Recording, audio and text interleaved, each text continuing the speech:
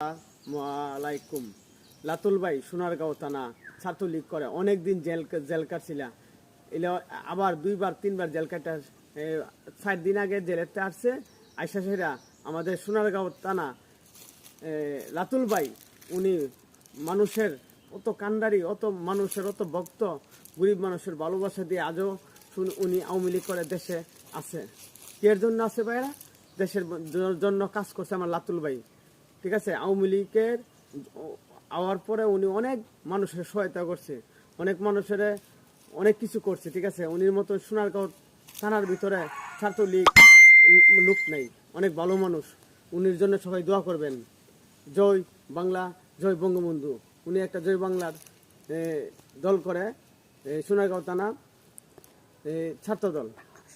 উনি অনেক ভালো মানুষ, উনির মতন মানুষ নেই।